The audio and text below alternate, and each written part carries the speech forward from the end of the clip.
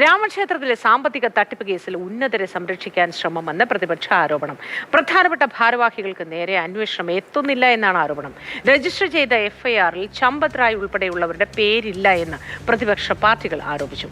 വിഷ്ണുപ്രസാദ് ദില്ലിയിൽ നിന്നും വിവരങ്ങളുമായി നമുക്കൊപ്പമുണ്ട്. Vishnu, good morning. ഈ ചമ്പത് റായിയുടെ അനുയായി അടക്കം അറസ്റ്റിലായിട്ടും ചമ്പത് റായിലേക്ക് അന്വേഷണം വരുന്നില്ല. ഈ രേഖകളിലൊന്നും ഈ പേര് പോലും പറഞ്ഞിട്ടില്ലെന്ന് പറയുന്നു. ഈ ആരോപണം എത്രത്തോളം ശരിയാണ്? വിശദാംശങ്ങൾ എന്താണ് വിഷ്ണു?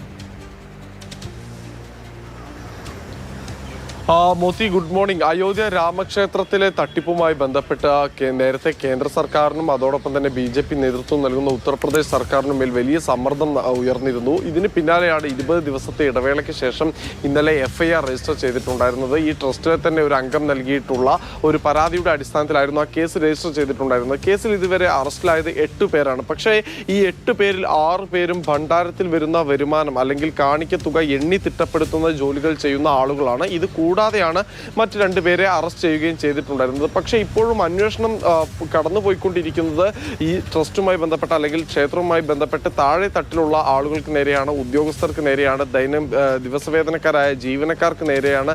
അല്ലാതെ ഇതിൻ്റെ ട്രസ്റ്റിലെ കാര്യപ്പെട്ട ഭാരവാഹികൾക്കെതിരെ അന്വേഷണം നടക്കുന്നില്ല എന്നാണ് ഇപ്പോൾ ഉയരുന്ന ആരോപണം. പ്രതിദിനം ഈ അമ്പലത്തിലേക്ക് എത്തിക്കൊണ്ടിരുന്ന വരുമാനം, അതായത് കാണിക്കയായി ഭക്തർ നിക്ഷേപിച്ചിരുന്ന തുകയിൽ മാത്രമാണ് അന്വേഷണം നടക്കുന്നത് എന്നൊരു ആരോപണം പ്രതിപക്ഷ പാർട്ടികൾ ഉന്നയിക്കുന്നുണ്ട്. അതായത് 8 കോടി രൂപയോളം മാത്രമുള്ള തുക സംബന്ധിച്ചാണ് അന്വേഷണം നടക്കുന്നത് എന്നാണ് പ്രതിപക്ഷ പാർട്ടികൾ ആരോപിക്കുന്നത്. പക്ഷെ അത് മാത്രമല്ല, വലിയ തുകയ്ക്കുള്ള സമ്മാനങ്ങളായി അല്ലെങ്കിൽ ഓരോ നേർച്ചകളായി ആളുകൾ സമർപ്പിച്ചിട്ടുള്ള വസ്തുക്കൾ അവ കാണാതായതിൽ കുറിച്ചൊന്നും അന്വേഷണം നടക്കുന്നില്ല എന്നാണ് ഇപ്പോൾ എന്തായാലും ആളുകളുടെ വിമർശനം എന്ന് പറയുന്നത്. നേരത്തെ സൂചിപ്പിച്ചതുപോലെ ചമ്പത് റായ് മാത്രമല്ല, അനിൽ മിശ്ര, ഗോപാൽ റാവു തുടങ്ങി ഈ ട്രസ്റ്റുമായി ബന്ധപ്പെട്ട് ഉന്നത സ്ഥാനങ്ങളിൽ ഇരിക്കുന്നവരുടെ പേരുകൾ എന്തുകൊണ്ടാണ് വരാത്തത് എന്ന ചോദ്യമാണ് ഇപ്പോൾ പ്രതിപക്ഷ പാർട്ടികളും ഉന്നയിക്കുന്നത്.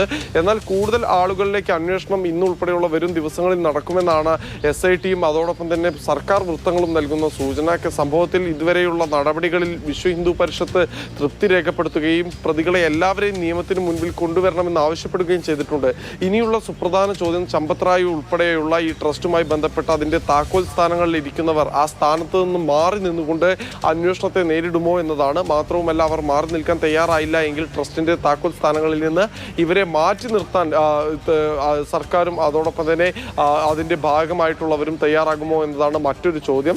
എന്തായാലും ചമ്പത് റായ് ഉൾപ്പെടെയുള്ള മുതിർന്ന നേതാക്കളെ കൂടി അന്വേഷണത്തിന്റെ റഡാറിൽ കൊണ്ടുവരണമെന്ന ആവശ്യം ശക്തമാവുകയാണ്. ചമ്പത് റായുടെ അനുയായി, ഡ്രൈവറായിരുന്ന, ഈ ട്രസ്റ്റിലെ അംഗമായിരുന്നയാളെ ഉൾപ്പെടെ ഇതിനോടകം തന്നെ പോലീസ് അറസ്റ്റ് ചെയ്തിട്ടുണ്ട്. അവരെ ചോദ്യം ചെയ്തു വരികയാണ്. പ്രതികളിൽ നിന്ന് CCTV ദൃശ്യങ്ങളുടെ ഒക്കെ അടിസ്ഥാനത്തിൽ ഇവർ മോഷണം നടത്തുന്ന ഉൾപ്പെടെയുള്ള ദൃശ്യങ്ങൾ ലഭിച്ചിട്ടുണ്ട് എന്നാണ് അന്വേഷണ സംഘത്തിന്റെ വാദം.